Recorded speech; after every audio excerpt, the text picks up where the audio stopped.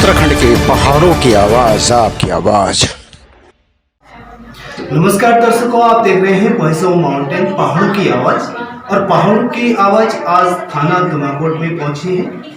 यहाँ पे ए.के. जोशी जो हमारे सीओ साहब हैं कोटद्वार से पहुंचे हैं और क्या मायने हैं आज की बैठक के, उन्हीं से बात करते हैं। तो सर, सबसे पहले तो वॉइस ऑफ माउंटेन पे आपका स्वागत है।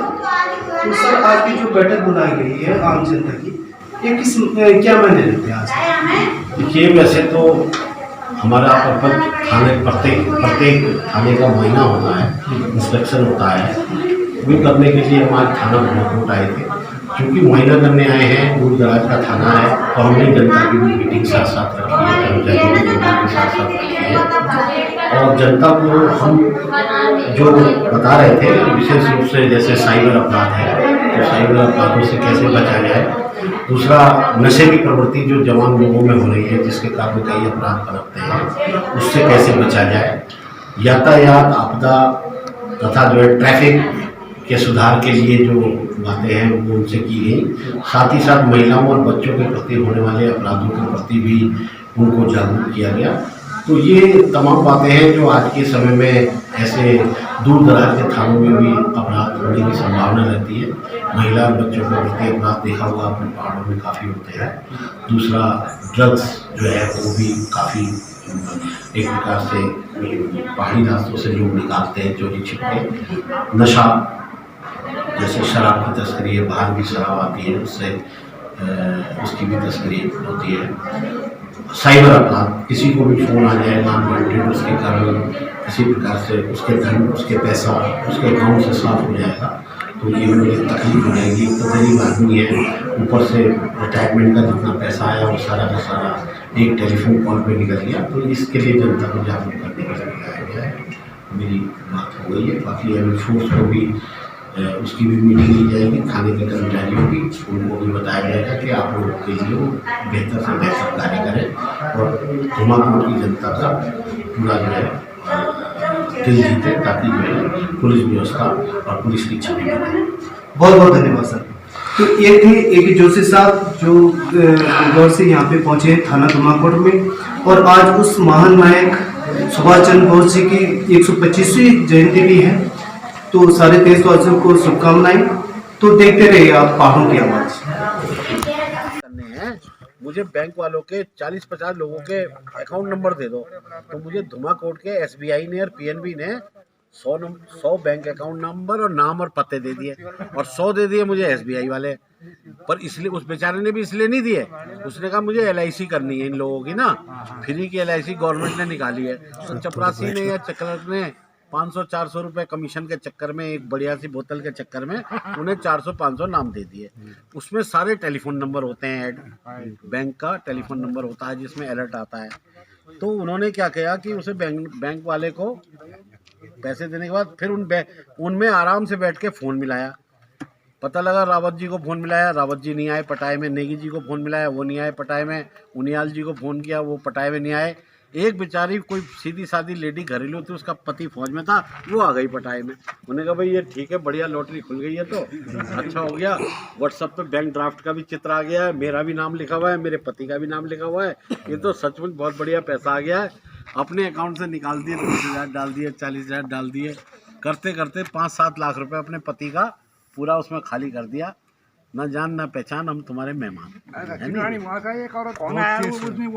और उसे पकड़ डालेंगे का मेरे खाते में रुपए आ रहे इतने।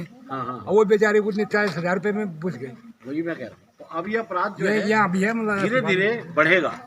इसलिए बढ़ेगा कि हर लड़का, जो बच्चा, नई रेस पैदा हो रही है, वो नई रेस आप देखोगे 5 साल के बच्चे को, वो मोबाइल पे ऐसे उंगलियां चलाता है जैसे आप भी नहीं चलाते। 5 साल का बच्चा फोन को एकदम खोल देता है। पता नहीं कहाँ से उसे पता है कि गेम का सॉफ्टवेयर कौन सा है। आपको भी गेम का सॉफ्टवेयर नहीं पता होगा, उसे सब पता है। तो आज ये कंप्यूटर युग की औलाद है। तो ये धीरे धीरे कंप्यूटर संबंधी अपराध करेगी। हम लोग कुश्ती लड़ते थे, मंगल को दंगल लड़ने जाते थे, अब दंगल भंगल खत्म हो चुका। अब तो कंप्यूटर पे ही दंगल लड़ते हैं, गेम में, घर पे बैठ के।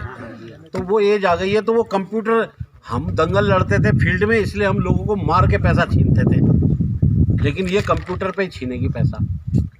इससे बढ़िया उपाय कुछ नहीं है। तो इसलिए इस अपराध के लिए गांव-गांव में बताओ कि साइबर अपराध से बचो। अनवांटेड कॉल को क्यों बताना, भाई क्यों अटेंड करना? जब आप पे नंबर है, एसओ साहब का नंबर है, तो बोले भाई एसओ ही बोल रहा है, अब तो बात कर लेते हैं। लेकिन अनवांटेड पे क्यों बात करो? क्या पता कौन बोल रहा है, शकल भी ठीक है उसकी। दर्शकों, आप देख रहे हैं वॉइस ऑफ माउंटेन, पहाड़ों की आवाज।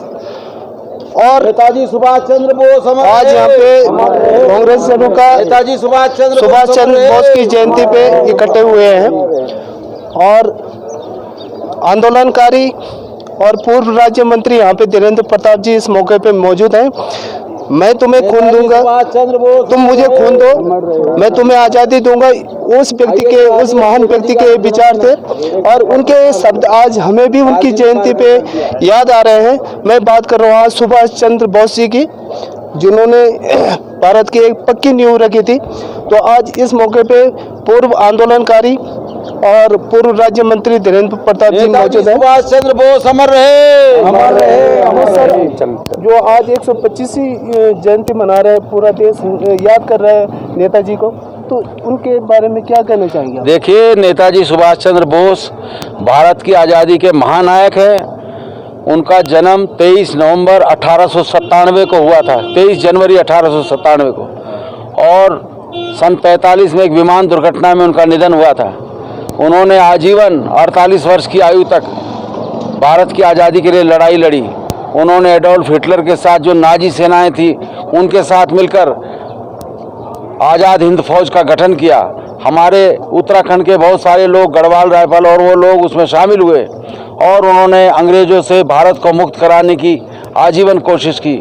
ये दुर्भाग्य था कि वो एक सड़क दुर्घटना में, विमान दुर्घटना में उनका निधन हो गया। हम आज उनको श्रद्धांजलि दे रहे हैं। जंग बहादुर सिंह नेगी जी हमारे कांग्रेस के अध्यक्ष हैं, उनकी अध्यक्षता में एक सार्वजनिक कार्यक्रम यहाँ पर कर रहे हैं और ये संदेश देना चाहते हैं कि नेताजी को लोग भूल नहीं सकते। 11 बार जेल गए, मात्र 23 जनवरी 1897 के बाद, सन 45 के बाद उनका पता नहीं है कि वो विमान दुर्घटना में उनकी मृत्यु हुई, क्या हुई, लेकिन उनके जन्म का तिथि पता है। उनकी बेटी, एक अनीता बोस करके एक बेटी थी, और उसके अलावा उनके परिवार में कोई हुआ नहीं। लेकिन उस ज़माने में जब अंग्रेज़ों से लेना बहुत मुश्किल था, उन्होंने पूरी एक फ़ौज का गठन किया। तो उनके 125वें जयंती पर मैं उत्तराखंड कांग्रेस की तरफ से और नैनाना कांग्रेस की तरफ से तो अध्यक्ष जी कहेंगे, उनको श्रद्धांजलि देते हैं। हम सब लोग अटेंशन खड़े होकर एक बार उनको सलाम करेंगे। करिए आप लोग, अध्यक्ष सब लोग। नेताजी सुभाष चंद्र बोस अमर रहे, अमर रहे, अमर रहे। नेताजी सुभाष चंद्र बोस अमर रहे, अमर रहे, अमर रहे। दरअसल हम लोगों ने एक और कार्यक्रम यज्ञ का रखा था, लेकिन एक दुर्घटना की वजह से कांग्रेस को वो कार्यक्रम स्थगित करना पड़ा। चलिए, मैं अध्यक्ष जी की ओर चलता हूं और पूर्व में भी अध्यक्ष रह चुके हैं जीएस नेगी जी। नेगी जी, सुभाष चंद्र बोस जी के जो शब्द थे कि मैं तुम्हें आज़ादी दूंगा, मुझे खून दो, कितने मायने रखते हैं आज की राजनीति के परिप्रेक्ष्य में? मैं ये समझता हूँ कि आज जिस तरह से समाज में विकृति आ गई, और जैसे पहले था, नेताजी जिस समय थे उस समय जो जोश आज़ादी के लिए सारे देश में चला था और उसको जो गति नेताजी ने प्रदान की थी, आज देश राष्ट्र भक्ति के प्रति जो है वो मूल्यों का जो है ह्रास हुआ है। और ऐसे ही जिस तरह के ओजस्वी बयान और जो ओजस्वी ऊर्जा जो नेताजी ने तत्कालीन समाज में भरी थी, उसी की आज भी ज़रूरत है, क्योंकि भारत जो है वो भारत चूँकि विभिन्न जाति धर्मों का देश है, और अब उस समय को देखते हुए, आज की स्थिति को देखते हुए, जो भावनाएं उस समय राष्ट्रभक्ति की हुआ करती थी, आज उसका जो है वो अभाव प्रतीत होता है। मैं चाहता हूं कि नेताजी सुभाष चंद्र बोस जैसे जो हमारे आदर्श रहे हैं, आज़ादी के आदर्श रहे हैं, जिन्होंने कहा था आप मुझे खून दें, मैं आपको आज़ादी दूंगा, और एक आज़ाद हिंद फौज खड़ी करके उन्होंने देश की स्वतंत्रता के लिए जो संग्राम किया था और जो उदाहरण प्रस्तुत किया था, वो एक आदर्श हम लोगों के लिए है। और मैं चाहता हूं कि भावी पीढ़ी जो है उनके ओजस्वी विचारों को, उनकी राष्ट्रभक्ति का जो है वो संज्ञान लेते हुए उसके अनुसार जो है भक्ति का परिचय देंगे। तो मैं समझता हूं कि हमारा राष्ट्र जो है वो आगे प्रगति पथ पर बढ़ेगा। तो इस समय नेताजी के जो है आदर्श जो थे, जो उन्होंने स्थापित किए थे, जो उनमें राष्ट्रभक्ति थी, उनको वर्तमान पीढ़ी में आना बहुत ज़रूरी है। यही इसी के साथ मैं सारे उनको जो है अपने श्रद्धा सुमन जो है अर्पित करता हूँ। धन्यवाद। हमारे साथ पूर्व प्रधान जी यहाँ पे मौजूद हैं और एक मैं ये कहूँ कि कांग्रेस के पितामह भीष्म कहा जाता है जिनको, और कांग्रेस की यहाँ क्षेत्र से न्यू रखी है। मैं पुष्कर भाई की बात करूँ तो सर आज का जो परिप्रेक्ष्य राजनीति को किस ढंग से सुभाष चंद्र बोस से जोड़ते हैं? मैं केवल जब हमने सुभाष चंद्र जी के विषय में सुना तो उस समय के बच्चे के मुँह पर नेताजी की बातें आई थी और सबके सामने एक समझ होती कि मुझे खून दो, मैं तुम्हें आज़ादी दूंगा। ये बच्चे के मुँह पर शब्द थे उन दिनों के। आजकल का युवा किस ओर बढ़ रहा है? आजकल का युवा का इस